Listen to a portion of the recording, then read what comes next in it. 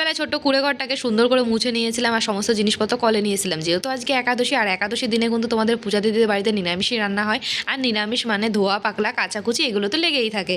তো চলো তাড়াতাড়ি করে এগুলো কাজগুলো করে নিই। জলের বোতল থেকে ব্যাগ থেকে শুরু করে মানে রান্নার যা যা প্রয়োজনীয় জিনিসপত্র আমার লাগবে সমস্ত কিছু কিন্তু ধুয়ে নিতে হবে। তো সকালবেলা জামা কাপড়গুলো সব তুলেছিলাম, যে বিছানা চাদর টাদর এগুলো, তো এগুলো এখন কাচাকুচি করে দিচ্ছিলাম। যেহেতু এখন গরমের সময় জামা কাপড় শোকানো নিয়ে একদমই চিন্তা করতে হবে না, তাই জামা কাপড়গুলো সমস্ত কিছু ধুয়ে দিয়েছিল তোমাদের পূজা দিদি মনের আনন্দে।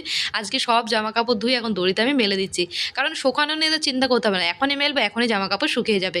তো ঝাঁটার কাটেগুলো রোদ্দুরে দিয়ে রেখেছি, মা বাড়ি আসলে ঝাঁটা বাঁধতে বলবো, মানে আজকে তো আর বাঁধতে পারবে না যেহেতু একাদশী, একাদশীর দিনে ঝাঁটা টাটা বাঁধতে নেই। তো ওইগুলো অন্য একটা দিন মা বেঁধে দেবে খুনি। তো চলো তাড়াতাড়ি করে কাজগুলো করে নিই। তো আমার কাজগুলো প্রায় কমপ্লিট হয়ে গেছে, আর এখন আমি আমার বিট্টুটাকে স্নান করে দিলাম, মানে আমার কুকুরছানাটাকে। দেখো না যা গরম পড়েছে, ওদিকে সকাল থেকে প্রচণ্ড পরিমাণে হাঁপাচ্ছে। দেখো ঘরে যাবে না, তো জোর জবরদস্তি করে বারান্দায় এখানে একটু বসিয়ে দিয়েছি ওকে আমি। তো ওকে এখানে রেস্ট নিতে দিয়ে এখন আমি চলে এসেছিলাম আমার ছোট্ট কুঁড়েঘরটাকে তোমাদেরকে একবার দেখাতে। দেখো আমি আমার ছোট্ট কুঁড়েঘরটাকে কত সুন্দর করে আজকে পরিষ্কার করেছি, কত ভালো লাগছে দেখতে, তাই না? তো আমি ছোট্ট কুঁড়েঘরটাকে পরিষ্কার করে এখন রেখে গেলাম। তারপরে কিন্তু স্নান দান করে এসে তারপরে তোমাদের পূজা দিদি গোপাল সোনাকে সেবা দিয়ে তারপরে কিন্তু রান্না বসাবো আমি।